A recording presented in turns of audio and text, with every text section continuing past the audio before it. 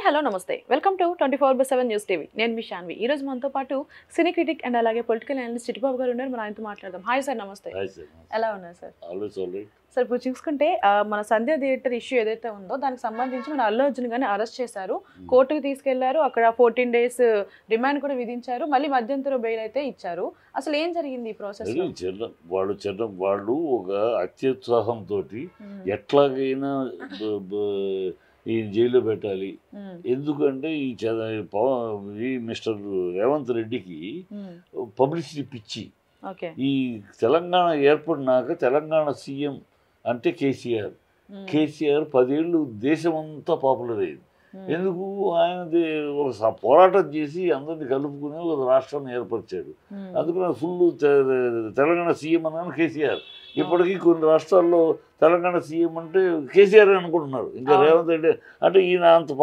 Popular కాదు మనిషి ఏముంది ఏదో తంత్యకాలిపుట్లో సీఎం నుంచి చరిత్ర ఏముందో రాజకీయంగా ఒక ప్రజా పోరాటం చేసినాడు ఒక సమస్య కోసం ప్రజలు తీర్చినాడు ఏమి కాదు కదా కొన్నాళ్ళు చంద్రబాబు కాళ్ళు పట్టుకున్నాడు ఇప్పుడు కొన్నాళ్ళు చంద్రబాబు కాళ్ళు పట్టుకున్నాడు సోనియాని తిట్టాడు మళ్ళీ సోనియా కాళ్ళు పట్టుకున్నాడు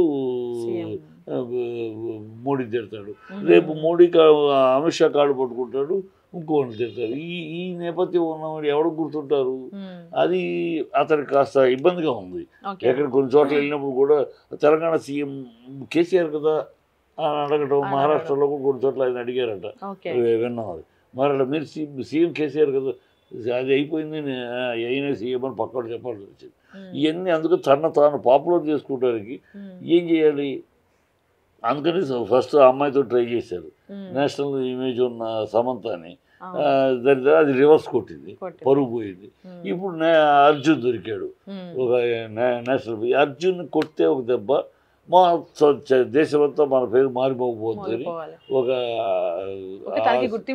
గుర్తింపు రావాలని చేశాడు అది కూడా ఇప్పుడు రివర్స్ అయింది 0 అయ్యాడు కోర్టే మందలించింది ఎట్లా అరెస్ట్ చేస్తారు ఏమి ప్రైమ్ ఆఫీస్ ఏముందని అరెస్ట్ చేస్తారు ఆయన పర్సన్ అంత తొందరగా అర్జెంటుగా బట్టలు కూడా మార్చుకోనికుండా అరెస్ట్ చేయాల్సిన అవసరం వచ్చి ఇలా చాలా ప్రశ్నించింది కోర్టు సార్ ఇప్పుడు చూసుకుంటే అరెస్ట్కి కూడా FIR లో క్లియర్గా మెన్షన్ చేస్తుంది వాళ్ళ హస్బెండే సైన్ కూడా చేసినట్టుంది అంటే వాళ్ళ హస్బెండ్ చేయలేదా కంప్లైంట్ అక్కడ చేయలేదు ఇట్లేదు కంప్లైంట్ చేయలేదు ఎందుకంటే నిన్న అతను మాట్లాడాడు కదా అసలు ఆయన తప్పు లేదు బట్ ఆ రోజు నాతో కంప్లైంట్ ఇప్పించారు ఆ రోజు మా ఇంట్లో ఏదో బాధలో వాడిది రాయమంటే రాశాను ఇచ్చాను ఆయన తప్పు లేదు నేను వాపస్ తీసుకుంటాను ఆ కంప్లైంట్ నేను ఇప్పుడు వాపస్ తీసుకుంటాను ఆల్రెడీ చెప్పాను అది మీరు రాయించారు కదా ఆయనది తప్పు నేను మాట్లాడాల్సింది తప్పు జరిగింది నా పోయాను ప్రాణం పోగొట్టుకున్నాను కానీ అది ఆయనది ఎట్లా ఉంది ఆయన తప్పు ఎట్లా ఉంది ఆయన కానీ నేను కూడా చెప్పాడు సో వీళ్ళు ఆ టైంలో ఏదో హడావిడి చేసేసి రాయించేశారు ఈ PDF వాళ్ళు కొంతమంది చేరిపోయి అంటే ఆయనకి పొలిటికల్ గా ప్రెజర్స్ వచ్చాయని చెప్పొచ్చా ప్రెజర్స్ వచ్చే రాశాడు ఏంటంటే ఒక జరగగానే కొంత సెటిల్మెంట్ గ్యాంగ్ చేరిపోయారు అక్కడికి కొంతమంది స్టూడెంట్స్ PDF ఊని చేరి వాళ్ళకి అవసరం ఏదైనా అంశం చాలు కదా వాళ్ళు మేము ఉన్న సమాజంలో మేము మా గొంతు ఉందని చెప్పుకోవాలి అందుకని చెప్తూ ఉంటారు ఏదైనా సమస్య వస్తే టప్పని పడిపోతారు కదా సెటిల్మెంట్ గ్యాంగ్ ఏదైనా డబ్బులు అదే ₹1 కోటి ఇవ్వాలి 5 కోట్లు ఇవ్వాలనేది ఇలా అన్నీ ఇప్పిస్తే మేము గొడవ చేయటం వల్ల ఇచ్చారు మాకేంటి అనే సెటిల్మెంట్ గ్యాంగ్ అందరూ దిగిపోయారు అందరూ ఈ విషయంలో దిగిపోయారు అది కాకుండా ఇప్పుడు అన్నింటినీ బ్రేక్ చేసుకుంటూ డైరెక్ట్గా వాళ్ళకి ఇవ్వటము ఎవరికి సంబంధం లేకుండా వాళ్ళకి ఇవ్వటము ఎప్పుడు ఇస్తున్నారో కూడా తెలియకుండా చెప్పటము 25 లక్షలు మీ కుటుంబానికి అండగా ఉంటాం పిల్లాడు కూడా బాగుపడ్డాక హాస్పిటల్ ఖర్చు కానీ తర్వాత ఫ్యూచర్ కానీ అన్నీ నాది బాధ్యత నేను చూసుకుంటా అని చెప్పేశాడు ఇక తర్వాత వీళ్ళకి ఆస్కారం లేకుండా పోయాడు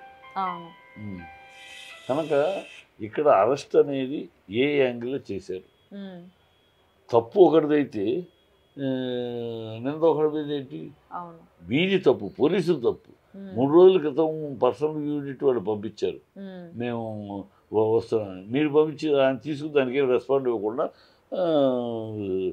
థియేటర్ వాళ్ళు కదా ఇవ్వాలి థియేటర్ వాళ్ళు డబ్బు కట్టాలి మామూలుగా అయితే జనరల్ డ్యూటీ వీళ్ళు రావాలి కానీ మాకు బెటాలియన్ పంపించండి పోలీసులకి డబ్బు కట్టాలి అప్పుడు ఒకటి సో వాళ్ళేమో అందుకని థియేటర్ వాళ్ళు బెటాలియన్ పంపించండి అనుకున్నా డబ్బు కట్టాల్సి వస్తే వాళ్ళు జారుకున్నారు వీళ్ళు డబ్బు కట్టలేదని 3 రోజుల క్రితం వాళ్ళు అడిగి పంపించినా కూడా రెస్పాండ్ అవ్వాలి.